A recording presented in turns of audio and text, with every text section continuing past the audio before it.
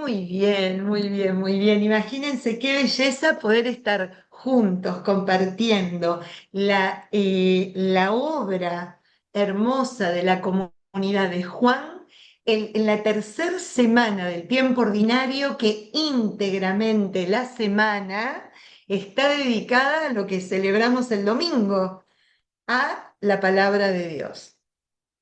Si nosotros nos damos cuenta, el Papa Francisco, cuando con un motu propio decide, creo que en el primer año de su pontificado, o a lo sumo por ahí cerquita, decide agregar como dentro del calendario litúrgico después de la Navidad, como el tercer domingo de tiempo ordinario dedicado a la palabra de Dios, la verdad que a mí me dio una alegría tremenda, porque es realmente ese domingo ahondar, profundizar. Vieron que las lecturas hablaban de ello, ¿no? Si bien comienza la vida pública, acuérdense que lo que hacemos en el tiempo ordinario no es trabajar sobre un tema determinado como lo hacemos en el Adviento, que es la espera, o en la Cuaresma, la conversión y la preparación para la Navidad, perdón,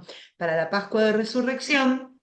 eh, el tiempo ordinario lo que nos ayuda es ir caminando, y mucho más este año. Presten atención que estamos leyendo el Evangelio según San Lucas, que es un auténtico evangelio que hace teología del camino.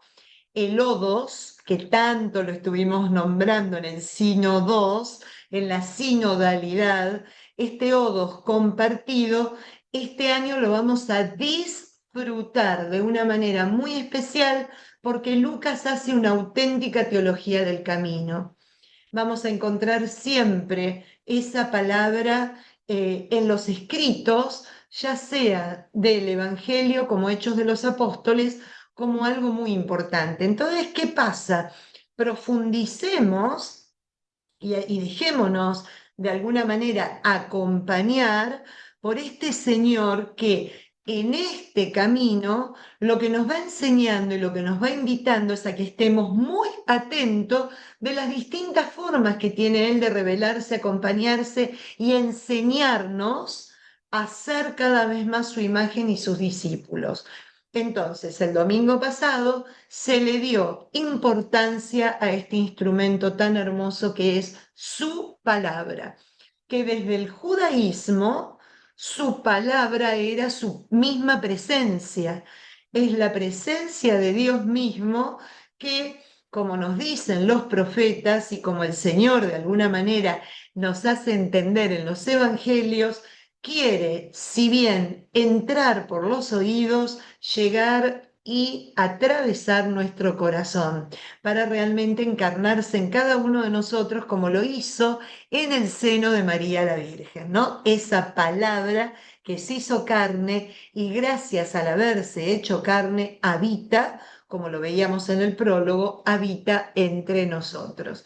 Entonces, fíjense qué bonito poder en este marco y en esta semana tan hermosa, poder seguir ahondando en el capítulo 2, que déjenme decirles, es un capítulo que no tiene desperdicio. Empieza con las bodas de Caná y ya vimos cómo la semana pasada, un pequeño resumen por si alguna no estuvo o no pudo ver la grabación, en las bodas de Caná el Señor trata de convertir la relación, la forma de relacionarnos con Él, la forma de ir al encuentro con Él, no a través de un rito seco, vacío, frío y desnudo por el solo hecho del cumplimiento, lo hago a propósito, sino a través de una alianza esponsal que esté involucrada la vida toda, toda yo en ti, todo tú en mí. O sea, ese yo en ti y tú en mí que es tan común en Juan, ya en las bodas de Caná lo presenta en el marco de la boda y en la transformación de la celebración, de la alegría, del vino de la alegría, el vino que convoca, el vino que da sabor a la vida, ¿no? Así que bueno, ¿qué vamos a encontrarnos hoy? El único evangelio en donde inicia con un cambio de relación en Caná y continúa con ese cambio de relación en la purificación del templo. Nos va siguiendo de alguna manera en este proceso de conversión, de cómo me relaciono con vos, Señor, de manera personal y con el ámbito que ocupas y con el lugar sagrado que determinas. ¿Cómo hago yo para poder vivir allí? Entonces, claro, si primero empezó a mostrarnos de qué manera tenemos que estar alianzados con Él, hoy nos va a mostrar cómo ese espacio sagrado debe de ser, ¿vieron cómo dice el sacerdote cuando levanta el cuerpo y la sangre después de la consagración por Cristo con Él y en Él? Bueno, ese en Él, encontrar todo el espacio sagrado, todo el tiempo sagrado que antes estaba dado por un día y por un lugar. Antes el día sagrado era el Shabbat y el lugar era el templo de Jerusalén. Ahora es la persona de Cristo que en un presente continuo, como dice en el Evangelio según San Mateo, está con nosotros hasta el final de los tiempos. Así que miren qué bonito como el Evangelio de Juan, que da vuelta a todo, todos ponen la purificación del templo cuando el Señor, llegando a Jerusalén, purifica el templo después de la entrada triunfal, purifica el templo para ya ponernos, y eso lo leemos en el Domingo de Ramos o Domingo de la Pasión del Señor, ponernos en situación, ponernos en espíritu y preparar nuestro corazón para acompañarlo en su muerte y después celebrar con él su resurrección. Así que bueno, Juan lo da vuelta y lo pone en el inicio. En este tiempo ordinario ya nos enseña dónde encontrarlo, cómo encontrarlo y qué hacer cuando lo encontramos, ¿no? Eso es lo que venimos viendo desde el capítulo 1. Así que si están de acuerdo, continuamos hoy y primero que nada vayamos a ese lugar sagrado. Pongámonos bajo la protección hermosa y amorosa de el Padre, el Hijo y el Espíritu Santo. Amén. Te pedimos, Señor, en este día que podamos realmente estar en tu presencia, hacer de tu presencia el lugar del encuentro, poder realmente vivir sabiendo que nos acompañas por el camino y que vamos hacia ti, o sea, tú con nosotros y hacia ti. Y en eso me asocio al salmo de hoy, que es una belleza. Dijo el Señor a mi Señor, siéntate a mi derecha mientras yo pongo a tus enemigos como estrado de tus pies. El Señor extenderá el poder de tu cetro, domina desde Sión en medio de tus enemigos. Tú eres príncipe desde el día de tu nacimiento, con esplendor de santidad. Yo mismo te engendré como rocío desde el seno de la aurora. El Señor lo ha jurado y no se retractará. Tú eres sacerdote para siempre a la manera de Melquisedec. Dejemos que este sacerdote para siempre nos haga permanecer siempre también en el verdadero templo que es su presencia, su persona, su cuerpo, para que unidos a Él podamos experimentar desde ahora los gozos y las bonanzas de la eternidad. Te lo pedimos a vos, Señor, que vivís, reinás y estás con nosotros hasta el final de los tiempos. Amén. En el nombre del Padre, del Hijo y del Espíritu Santo. Amén. Bien, déjenme que me conecto. em, acá. Muy bien. Entonces, les invito a que abramos todos el capítulo 2 del Evangelio de Juan. Muy bien, muy bien. Ahí está. Nos vamos entonces a... yo miren con qué estoy con mi Biblia. La Biblia es la primera vez en mi vida que les doy clase sin mi Biblia en la mano, que es lo que más extraño de todo el contenedor. Para colmo que la tengo toda escrita, toda bonita, pero bueno, ahí vamos, ahí vamos. Bien. Vamos entonces a ver cómo sigue después de las bodas de Caná. Yo voy a compartirles esto que continúa. Muy bien, déjenme ir un poquito. Ahí está.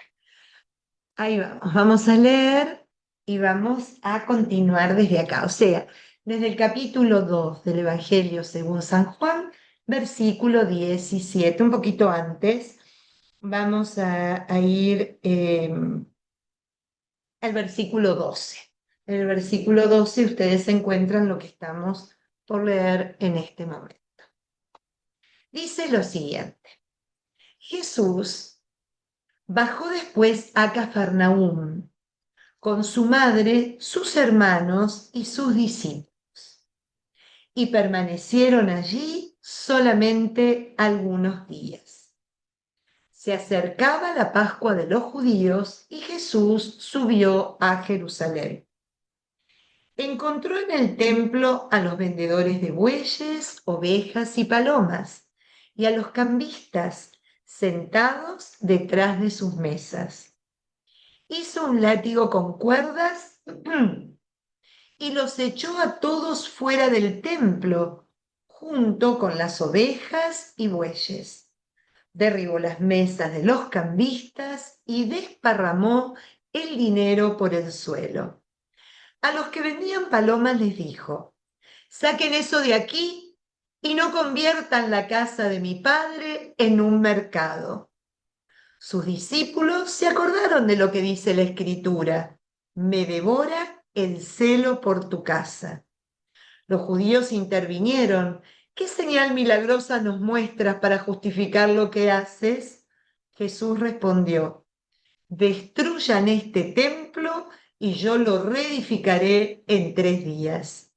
Ellos contestaron: han demorado ya 46 años en la construcción de este templo y tú piensas reconstruirlo en estos 3 días.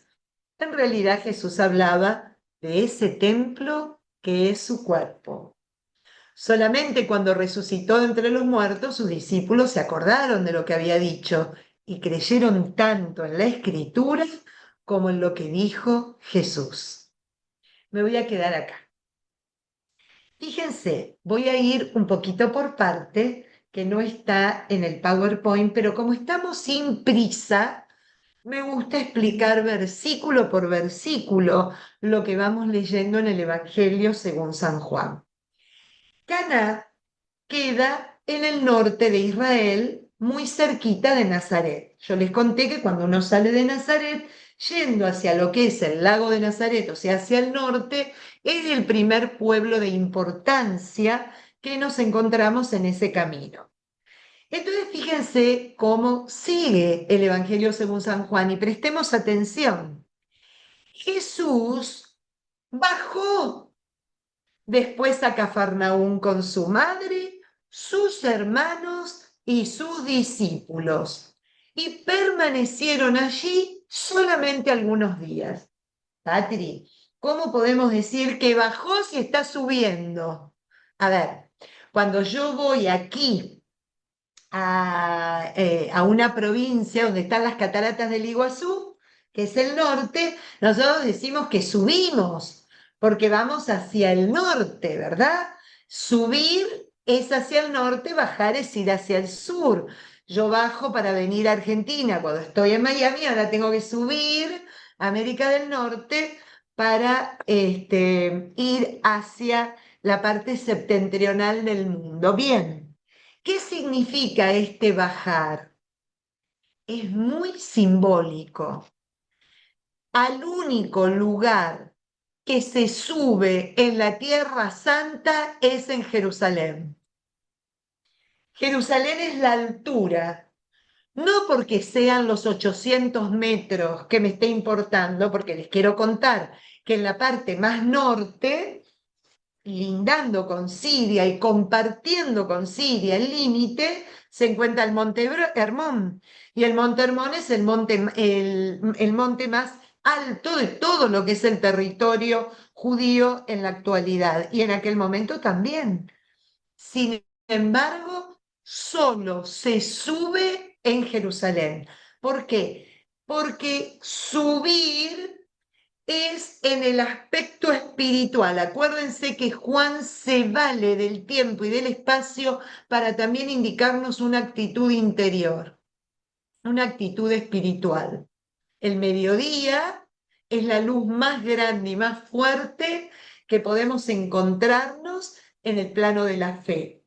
Subir es estar realmente en presencia del Señor. Eso de encontrarnos de alguna forma con Él, con el que habita en las alturas, como nos dicen tanto los salmos o también los profetas, o incluso la escritura en diversos lugares y la Torá cuando, ¿qué pasaba con Moisés? Moisés subía al monte para encontrarse con el Señor.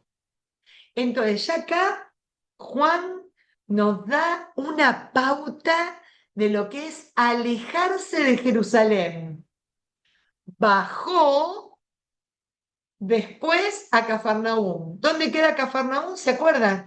En la orilla noroeste del mar de Galilea. En el noreste está Betsaida, de donde salió Pedro, Santiago, Juan y Andrés, y del lado Felipe también, y del lado oeste se encuentra la ciudad de Cafarnaúm, que todas la conocemos como la ciudad de Jesús, ¿no? The Town of Jesus, cuando uno está por entrar a visitarla cada vez que peregrinamos a Israel. Entonces, se baja. Un detalle, discúlpenme que les haga esta aclaración, pero es para que se vayan familiarizando con el sentido profundo de la letra. ¿Qué significa que bajó? Bueno, otros te explican, que son más letristas, lo que pasa que a Cafarnaúm se baja. ¿Por qué? Porque el mar de Galilea está a 200 metros por debajo del nivel del mar. Entonces, cuando estoy en la zona del mar de Galilea, bajo, naturalmente, geográficamente estoy bajando. Pero de alguna manera también en lo que le ocurría al pueblo de Israel, y acuérdense que estamos hablando de las relaciones, ya sean las relaciones en la actitud y las relaciones en los lugares sagrados que tenía el pueblo con su Dios.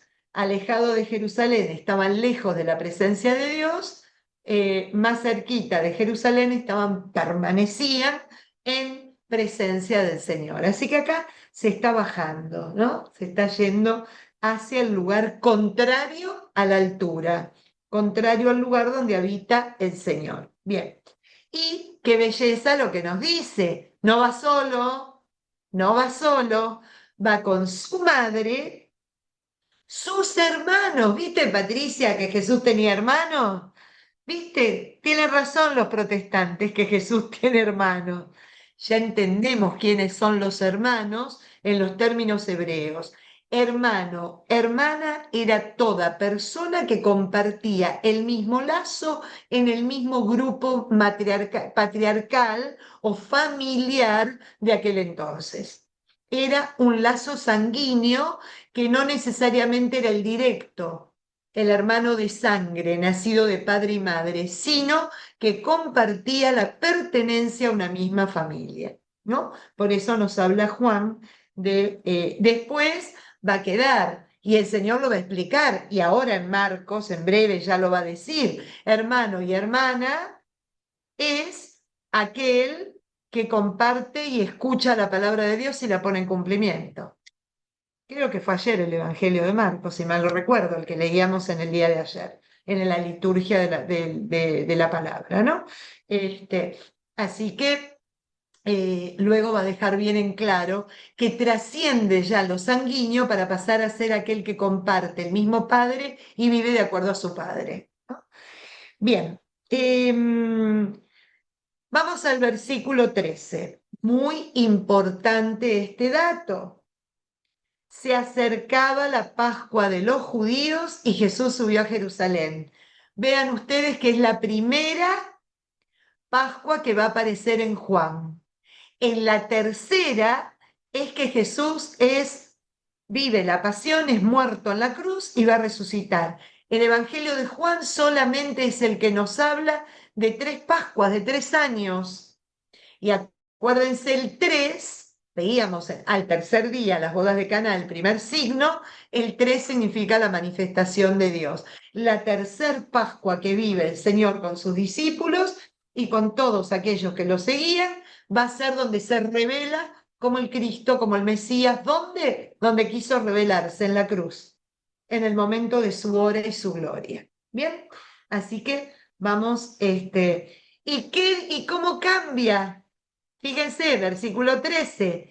Y Jesús subió a Jerusalén. Vamos, Patri, si va bajando. Jerusalén queda en el sur mismo de lo que es el triangulito de la Tierra Santa. Y en el sur queda en lo que es la Judea. Se baja, no, sube a Jerusalén.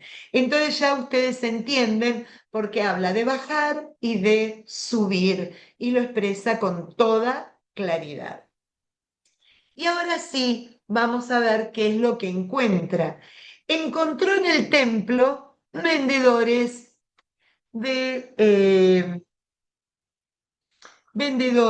de todo tipo, bueyes, ovejas, palomas y cambistas. Entonces, si en Caná quiere llevarnos a una relación esponsal, ahora nos va a indicar que además de ser él el templo, no puede haber una relación mercantilista con el Señor, no puede haber una relación de cambio. No quiere que haya el cambio, no quiere que haya nada que compre el favor, la gracia no se compra, la gracia se recibe como lo que es gratis. Cuando veíamos a San Pablo, pudimos profundizar mucho en este tema. La gracia de Dios la tenemos que aprender a recibir nosotros con generosidad de corazón. ¿Cuál es nuestra generosidad? Dejarlo abierto para que se llene ese corazón con la presencia, la gracia y el amor de Dios. No hay nada en este mundo que la compre, no hay nada en este mundo que la adquiera, no hay nada que yo pueda hacer para que el Señor obre de tal o cual manera. Por eso el Señor va a destruir 2 cosas ahí. El lugar no habita en un lugar, no está encerrado en un lugar. Ya lo venía diciendo a través de los profetas, ya lo venía sosteniendo hasta en el libro de Samuel, cuando David lo quiso dejar encerrado en un lugar, en un edificio. No habita en un lugar, habita en el corazón del hombre, habita en medio de la comunidad, donde 2 o más estén reunidos en mi nombre, allí estoy yo. Y además, él va a ser el templo sagrado, que si nosotros nos acordamos lo que leíamos el domingo en la segunda de Corintios, en la primera carta a los Corintios, la segunda lectura, ahí es donde nos hace entender que el templo es Él y nosotros también. Nosotros también, porque somos las piedras vivas de ese templo. Si nosotros formamos parte de ese cuerpo y ese cuerpo es el templo, por eso va a insistir tanto la palabra de Dios para convencernos. San Pablo es clarísimo, somos templo del Espíritu Santo, en nosotros inhabita el Señor. ¿Se acuerdan lo que veíamos en aquel momento y de alguna manera lo decíamos de forma gráfica? Deberíamos ir inclinándonos ante la presencia del hermano, porque todo el que camina a nuestro lado es templo de Dios, es templo del Espíritu Santo, ¿no? Entonces, bueno, hoy nos quiere llevar ahí. Hoy nos quiere a que no lo dejemos encerrado en el sagrario, a que no lo dejemos encerrado, voy a hablar en diálogo interreligioso, ¿no? Para entender un poco a dónde quiere. No lo dejemos encerrado en la Torá, en la Bimá donde se guarda la Torá, ¿no? O en algún espacio sagrado de cualquier otro templo. ¿Por qué? Porque Dios quiere venir con cada hombre para manifestarse a través del hombre en el amor, en la presencia, con el otro, en salida, en el abrazo. Es muy importante entender cómo tenemos que vivir esta purificación de este templo. Claro, al templo hay que purificarlo.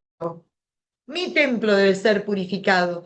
Mi espacio sagrado debe de ser purificado. ¿Por qué? Porque yo también lo lleno de mesas de cambio.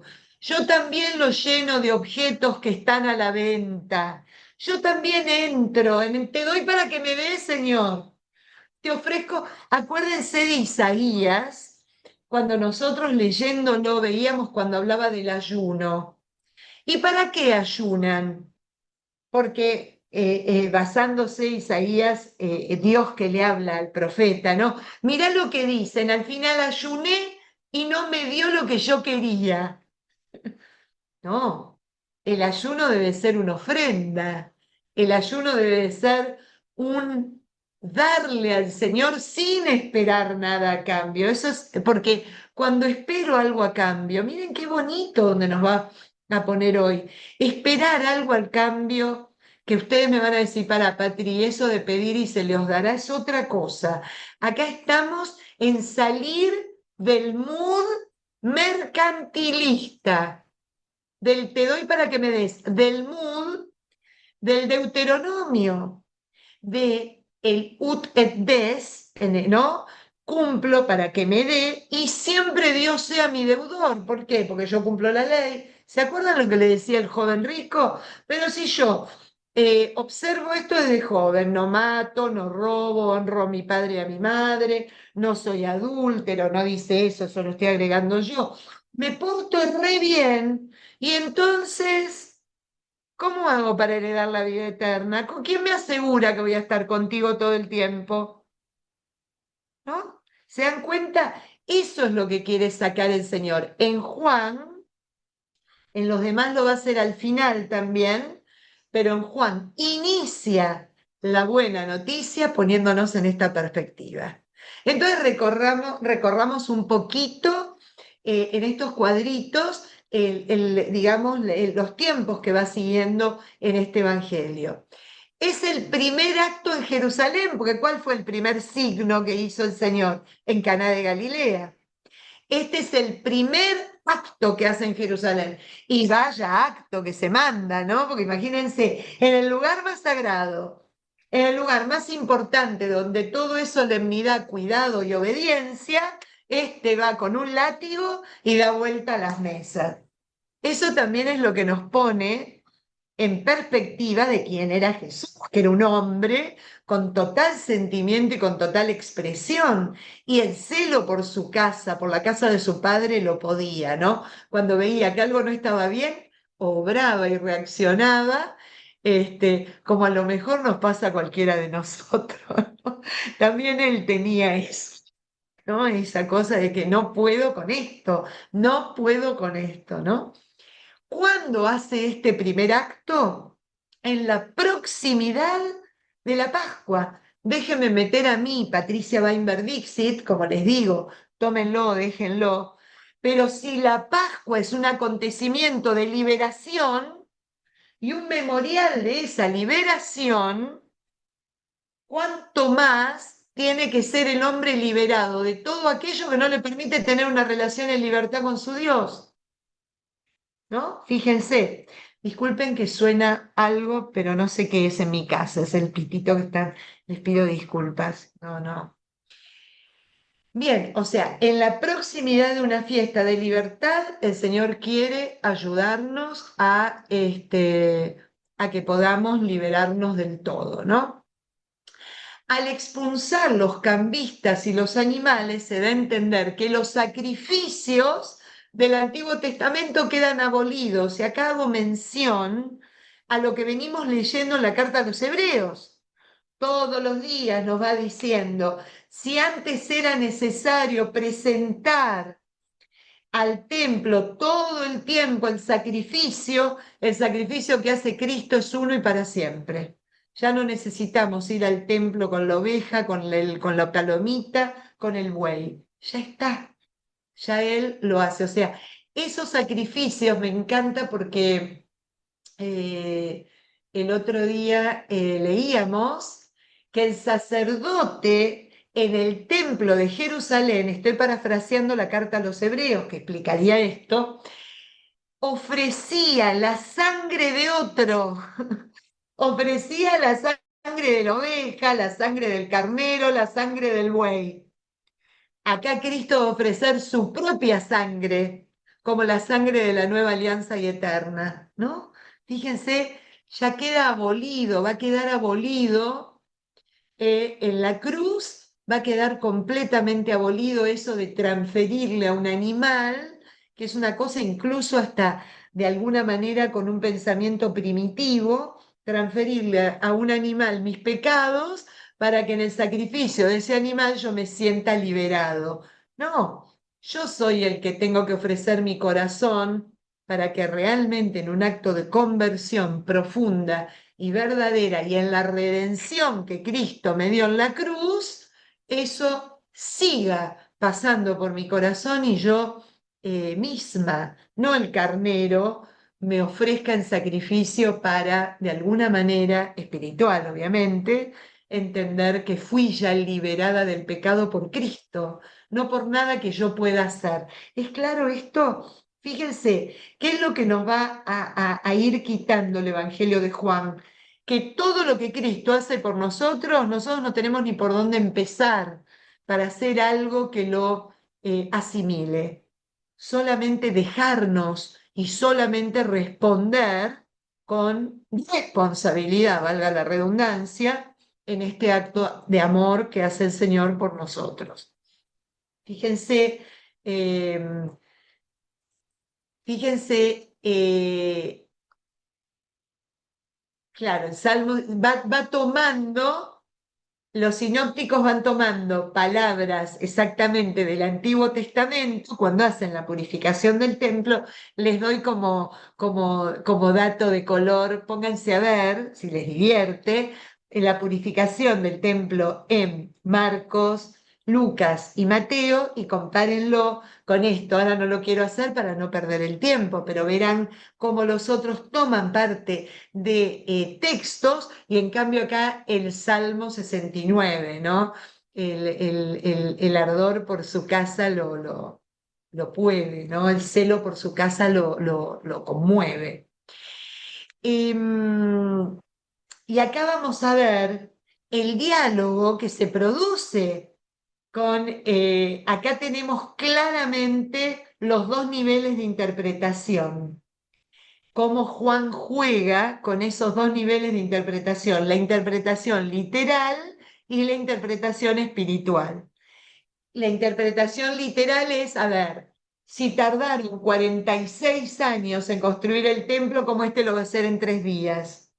Es la respuesta de las autoridades que van con el dato histórico y con el dato lógico. En cambio, Jesús está hablando de lo que está por venir.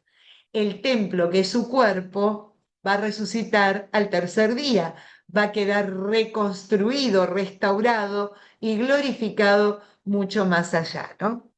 Miren qué bonito, el padre Rivas, que traduce de manera textual del griego, que es el anteúltimo cuadrito que tenemos en este plano, nos lo muestra, ¿no?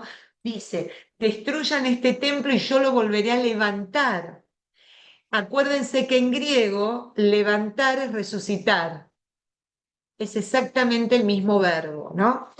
Juan está hablando del naos, ahí dice, ¿no? La parte más interior del templo, el sacrosantum santorum, la parte donde habita la presencia de Dios para el judío. La parte cuadradita, acá no tengo el templo, ya en breve se lo podré mostrar. ¿Vieron el cubito ese? Donde enfrente de ahí encontramos el altar, que en algún momento se los mostré cuando veíamos el prólogo de Juan, ¿no? Esto será su cuerpo glorificado y acá está el signo solicitado por los judíos. Danos un signo. El signo lo van a tener. El signo por excelencia. el cuerpo resucitado del Señor. Ese va a ser el signo por excelencia. Y acá voy a hacer yo, para que ustedes aprendan a unir y hacer relación con la palabra de Dios, ¿no? Y familiarizarse. Si en Caná estaba prefigurada la cruz y la última tinaja, la que faltaba, ¿se acuerdan? La séptima, la que faltaba en un evangelio judío, ¿cómo pueden poner seis y no siete? Bueno, la séptima es la cruz, acá el signo es la resurrección. Fíjense cómo están unidos. Esta es una manera de escribir muy hebrea. En el tercer Isaías vemos esto, cómo escribe como de manera en espejo, ¿no? Como la primera parte tiene que ver con la última. Bueno, en Juan, en el Evangelio de Juan, vamos a darnos cuenta y en la mitad del Evangelio vamos a encontrar la esencia misma, ¿no? Que se van a sorprender dónde es, pero cuando lleguemos se los digo, para que lo sigan escuchando. Así que bueno, ¿quedó claro esto o lo asmaría un poquito? Me gustaría que esto quede claro para que ustedes se acostumbren también a tener una mirada en panorama de cómo está escrito este evangelio. Bien, acá está, ¿no? Acá quedaron dos rayitas que me gustan, estas rojitas, no sé qué son, pero no importa, no sé qué. Las bodas y el templo, ¿no? Como les decía recién. El templo de Jerusalén y los sacrificios pertenecen a un primer estadio que encontrarán en cumplimiento pleno en la glorificación del Señor. La glorificación que, acá está, el naos es ese cuadradito que es la parte central del templo, que esta flechita roja muy bonita nos puso ahí y lo está indicando. Bien, vamos a parar un poquito acá porque me gustaría. ¿Alguna pregunta, comentario? Em, Oh, sí, claro, el PowerPoint lo voy a enviar con mucho gusto. ¿Saben por qué no lo envié todavía?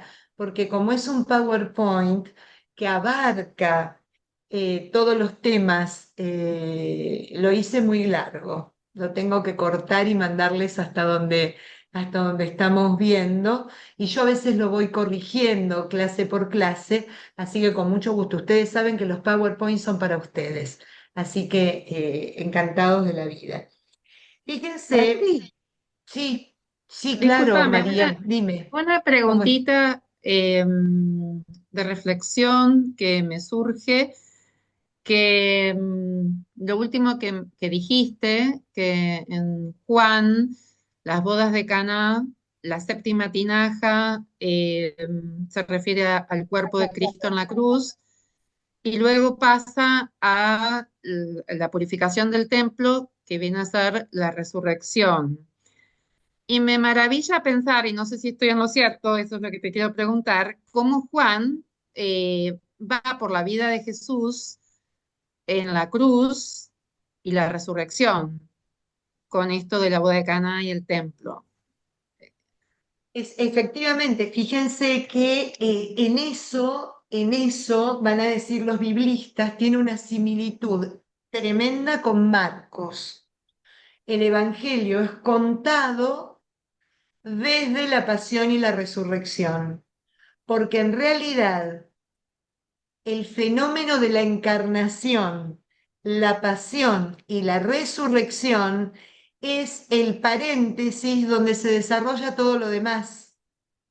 Los puntos centrales son un Dios encarnado, un Dios que se da por nosotros y que resucita. Todo lo demás está en relación a eso siempre. No podemos desligar la vida de Cristo a una vida de pasión y resurrección. No lo podemos hacer. No podemos desligar la vida de Cristo a que es un Dios hecho carne. No lo podemos hacer. Soy clara en esto, ¿no? O sea, fíjense cómo el Evangelio de Jesús, el Cristo, el Salvador, el Mesías, siempre tiene que de alguna manera darse en ese ámbito de no desligarlo nunca de la pasión y la resurrección. Y para que solamente, para parafrasear lo que tú dijiste, en las bodas de Caná encontramos la séptima tinaja que hace referencia a lo que le pasa al Señor cuando es traspasado por la lanza, que de su costado sale sangre y agua, ¿no? Y ahí nos queda claro, la séptima tinaja es la cruz y la relación con este Dios de amor, con este Dios que se da por completo para que nosotros tengamos vida, esa relación esponsal, ¿no? La vida con la vida, y en esto que ante el pedido de un signo relevante por parte de las autoridades judías, bueno, muy bien, das vueltas las mesas, no criticás las formas, vos qué signo nos vas a dar para que nosotros veamos desde dónde estás haciendo esto. ¿Cuántas tinajas Entonces son? el signo es la resurrección, porque dice, destruyan este templo, que en 3 días lo reconstruiré. Pero ahí es donde aprovecha Juan para ya mostrarnos la forma de que es cómo escribe, los 2 niveles de escritura, pero a su vez también haciendo referencia a la glorificación. El templo no es el de piedra, sino que es su cuerpo. Y habla de la resurrección. Así que simplemente parafraseando tu pregunta, ¿no? O tu reflexión.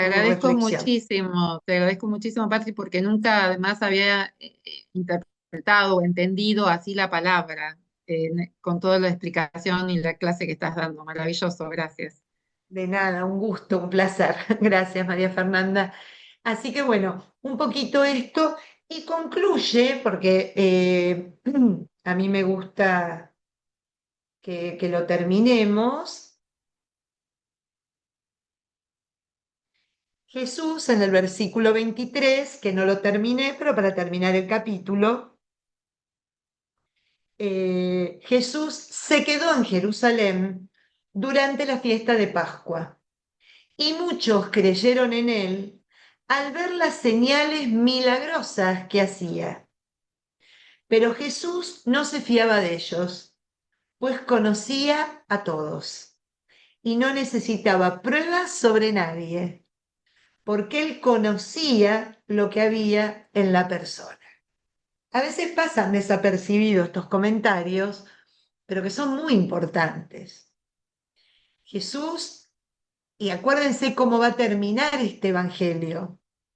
El Evangelio de Juan termina en el capítulo 20, versículo 31, porque el 21 es un agregado posterior, diciendo, muchos otros signos hizo el Señor, pero que no están en este libro, porque no alcanzarían los libros para escribirlos, dice algo así, pero yo soy testigo y pongo, ¿no? Algunos de ellos. Entonces, acá está hablando de que el Señor en Jerusalén hacía, y miren cómo lo presenta Juan, signos milagrosos, no milagros, signos milagrosos. Y por esos signos creían en él. ¿Por qué? Porque ahora vamos a entrar en otro ámbito, en otro tema que Juan se va a dedicar a purificar. Viene purificando la relación, viene purificando el dónde, ¿no? El cuándo, y ahora va a purificar el cómo. Ahora va a purificar el cómo. ¿Y cómo lo va a hacer? Lo va a hacer en lo que empieza siendo el capítulo 3, en el 3 y el 4, lo va a hacer a través de 3 encuentros fantásticos. 3 encuentros que son extremadamente bellos. Uno con un fariseo y, e integrante del Sanedrín, que va a ser eh, Nicodemo, no me acordaba el nombre, Nicodemo.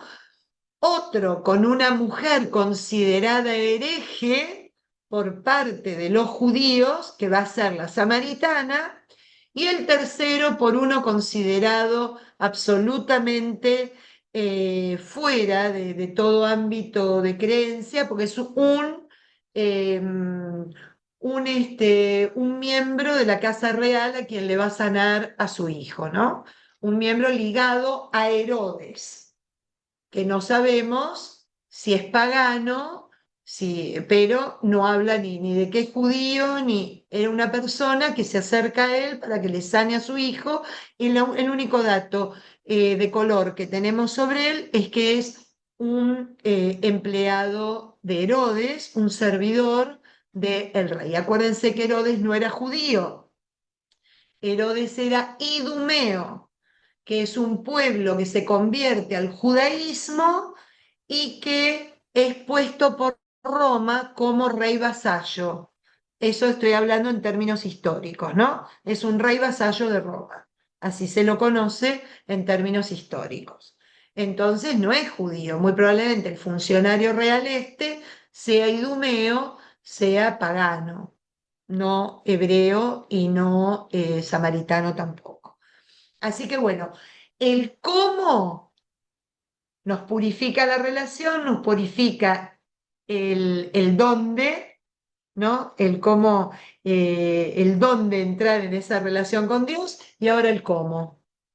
Cada- el cómo tenemos que hacer, cómo se produce ese encuentro. Y va a poner el tema de la fe, el tema del creer, el tema de confiar, como aquel, como el punto más sobresaliente y va a aparecer esta fórmula que nos va a acompañar hasta el final. Si no ven, no creen. Tienen que ver para creer. El que ve cree, el que no ve no cree. Esta cosa que para Juan va a ser también una manera de purificar ahora sí nuestra fe, el cómo creemos en este Dios que nos lleva a esta relación esponsal y a estar unidos en Él, con Él, en este templo maravilloso que es su persona, ¿no? Que es este. ¿Qué hora es? Y media. Vamos, ¿tienen tiempo un ratito más? ¿Quieren? Hacemos el primer encuentro con nuestro Sí, querido sí, Nicodemo. ¿Eh? Perdón, sí, ¿alguien sí, dijo sí, sí. algo? Perfecto. Buenísimo. ¿Alguno que te puedo pedir, Erika, porque como yo no tengo la Biblia, había preparado el capítulo 2. ¿Podés empezar a leer el capítulo 3? Yo mientras lo busco aquí, pero para no demorarnos. Claro que sí, Padre. Había, Gracias. había entre los fariseos un hombre llamado Nicodemo, magistrado judío. Fue este donde Jesús de noche y le dijo: Rabí, sabemos que has venido de Dios como maestro, porque nadie puede realizar los signos que tú realizas si Dios no está con él. Jesús le respondió: en verdad te digo que el que no nazca de nuevo no puede ver el reino de Dios. Nicodemo le preguntó: ¿Cómo puede uno nacer siendo ya viejo? ¿Puede acaso entrar otra vez en el seno de su madre y nacer? Respondió Jesús: en verdad te digo, que el que no nazca de agua y de espíritu no puede entrar en el reino de Dios. Lo nacido de la carne es carne, lo nacido del espíritu es espíritu. No te asombres de que te haya dicho que tenéis que nacer de nuevo. El viento sopla donde quiere y oyes su rumor, pero no sabes de dónde viene ni a dónde va. Así es todo el que nace del espíritu. ¿Sigo, Patri? ¿Sigo? Vamos a quedarnos acá, Ok, Erika, porque mucho tiempo no tenemos. Yo voy a volver a poner, gracias, ven. este, el PowerPoint para que ustedes lo puedan seguir, vamos siguiéndolo. Fíjense, número uno, ¿cómo Juan va a realizar la explicación de esta, digamos ahora, purificación de la fe, ¿no? O de la importancia que tiene el poder vivir una relación nupcial con el Señor y ser parte de Él mismo, ser parte de ese cuerpo glorioso, ser parte del cuerpo místico que es la iglesia, se debe de alguna manera, todo empieza de cómo creemos, de qué manera creemos. Entonces, ¿cómo lo va a definir Juan? A través de encuentros. Miren qué bonito. No es que el Señor va a un lugar, pónganse, estaba en Jerusalén, se acuerda que se quedó unos cuantos días en Jerusalén. La Pascua se celebra a lo largo de 7 días, para que ustedes se den una idea, ¿no? Es una semana entera la Pascua judía. Entonces, pónganle que se haya quedado un poco más todavía, porque después de la Pascua vienen otras celebraciones importantes. Y pudo haber ido al templo, pudo haber separado en una de las columnas y pudo haber dado una disertación sobre la importancia de tener fe. Y todos hubiésemos escuchado con mucha atención y a todos nos hubiese encantado lo que tenía para decirnos. Pero ¿cómo elige a través del Evangelio hablarnos del tema? A través de encuentros concretos, amigos, a través de encuentros concretos. ¿Por qué? Para que no nos quepa duda alguna de que el Señor habla de nosotros y Él. A través del encuentro con Nicodemo, a través del encuentro con la samaritana, a través del encuentro con el funcionario real, se quiere encontrar con Patricia. Porque una parte de mí, como me decía un director espiritual mío, queridísimo amigo, Patri, conviven todos los personajes de la Biblia en tu corazón, todos. Y vos sos Nicodemo, la samaritana, Abraham, Jacob, Judas Iscariote, somos todos en uno. Pedro, ¿no? Entonces, ¿cómo? ¿Qué quiere producir en mí? Que también yo me atreva a estar en presencia con Él, a tener ese encuentro personal como lo tuvo cada uno. ¿Cómo lo va a lograr Juan? Cada vez que entremos en estos encuentros, a lo mejor recuerdan cuando hicimos milagros, cada vez que entremos en estos encuentros, nosotros podamos de alguna manera darnos cuenta que desaparece Nicodemo, desaparece la samaritana, desaparece el funcionario real y nos quedamos nosotros frente a Cristo. Ahí es a donde nos quiere llevar este evangelio.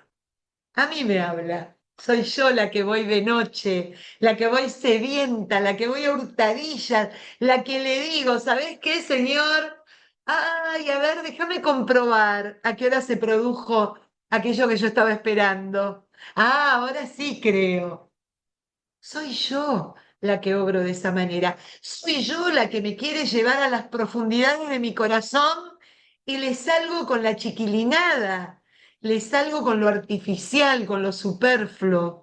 Soy yo que me voy, me presento y le digo, bueno, en realidad le voy a hablar de teología alta. Le voy a hablar diciéndole, yo aprendí en teología dogmática, me saqué 10. Y él me dice, me importa poco. Quiero que me regales tu vida, tu corazón, tu no poder, tu duda, tu incomprensión, tu falta de confianza. Quiero que vuelvas a regalarme tu desnudez, ¿no? Ahí estamos nosotros. Estos encuentros, esto que acaba de leer, bellísimo, Erika, el capítulo 3 y que tanto a veces hasta de este capítulo lo conocemos de memoria, ¿no? Porque ahí tenemos el 3:16, que muchos lo llevan en las camisetas, en los autos, pero ¿qué significa eso en mi vida? ¿No? Bueno, ahí es a donde nos quiere llevar. Entonces empecemos. Vamos a ver quién era este señor. Nos habla de que entre los fariseos había un hombre muy importante llamado Nicodemo. Este fue de noche a ver a Jesús. Acuérdense que entramos en el ámbito de la fe. Y acuérdense que así como él empieza a purificar el espacio, ¿se acuerdan que yo recién les decía, perdonen, me fui un poquito, cómo Juan aprovecha los signos también del arriba y el abajo, en subir y bajar? Acuérdense que los tiempos del día también marcan la actitud con respecto a la creencia. Entonces, de noche, ¿qué pasa de noche? No vemos nada, o sea que hay poca fe, no, hay oscuridad total. Al amanecer, bueno, vamos empezando de a poquito a ver la llamita que flamea hasta el mediodía, que vemos con una claridad pasmódica, ¿no? Entonces vamos a encontrarnos con eso. Acá lo pone muy en claro, que fue de noche a ver a Jesús. O sea, este hombre, en el marco litúrgico de la Pascua, se da esto, como les decía, en esa semana pascual, ¿no? Va a ser un encuentro muy especial, porque es fariseo. ¿Qué significa que fariseo? Es alguien comprometido con una porción del judaísmo, que eran autoridades en ese tiempo, que vivían estudiando la ley y enseñándola, explicando cómo vivir cada una de las normas o leyes que había dado Dios a Moisés a lo largo del desierto, en los primeros 5 libros, ¿no? Que para ellos es la Torá. El fariseo viene de la palabra fariseoi, que significa separado. ¿Separado de quién? Separado de las autoridades, de los sacerdotes del templo, que ellos consideraban gente sin escrúpulo y que no vivía de acuerdo a la voluntad de Dios.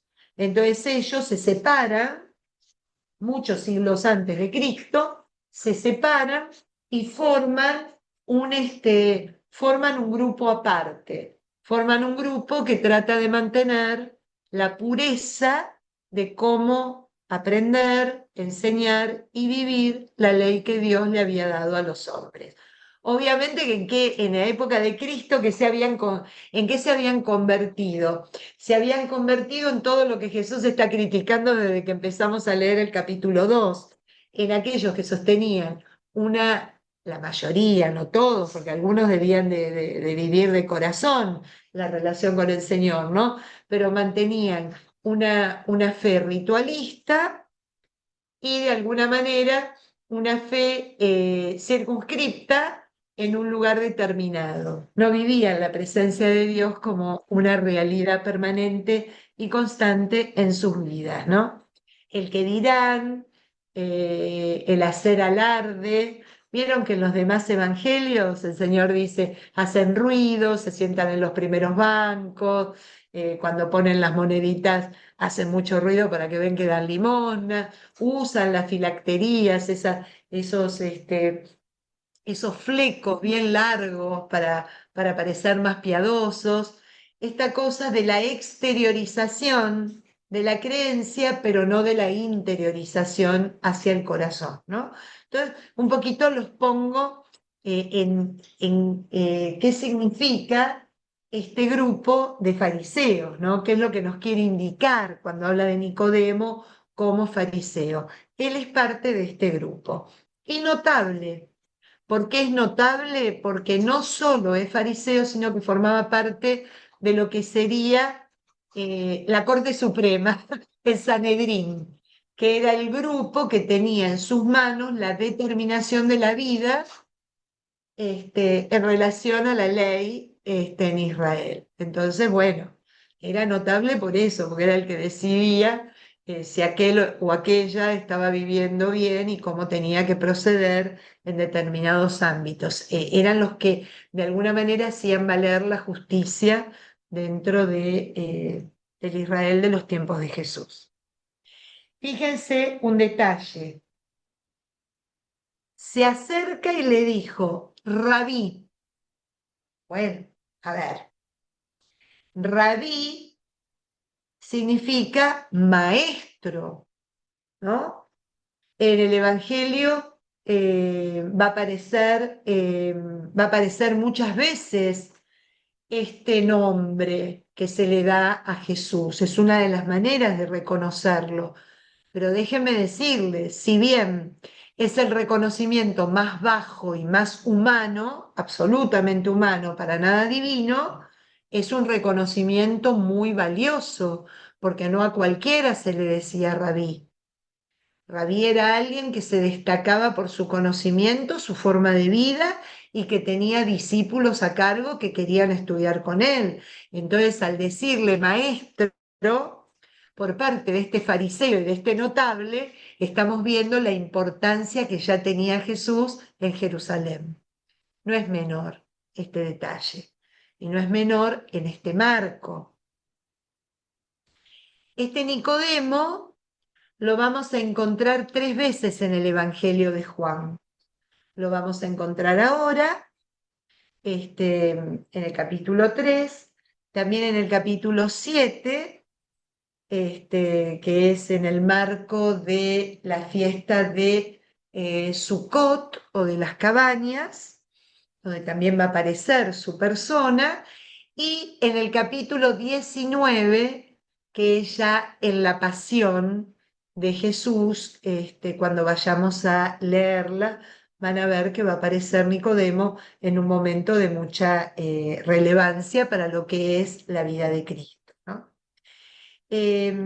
A mí me encanta estas frasecitas que yo les pongo, si bien algunas son elaboradas por mí, cuando están entre comillas, son lo que dicen otros teólogos, o mejor dicho, los teólogos sobre el Evangelio de Juan, ¿no?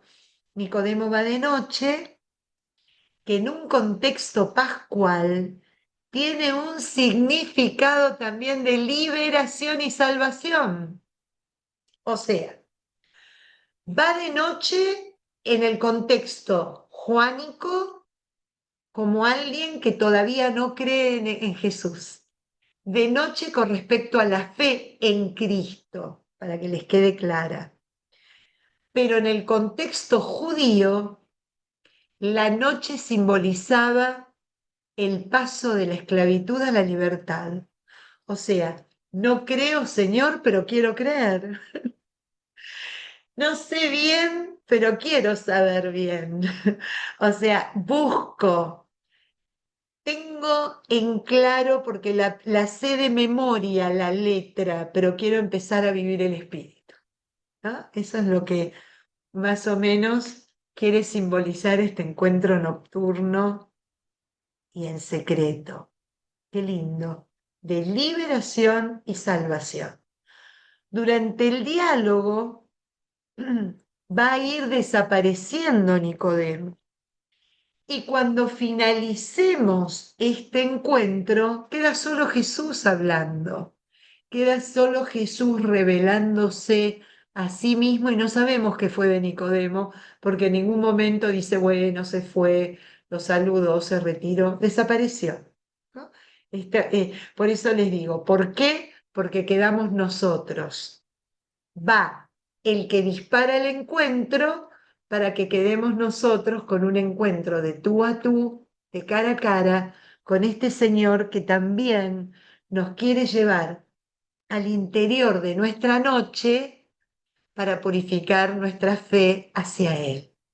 Y nos quiere llevar también al interior de nuestra noche, anhelando siempre liberación y salvación, que es lo que viene a traer.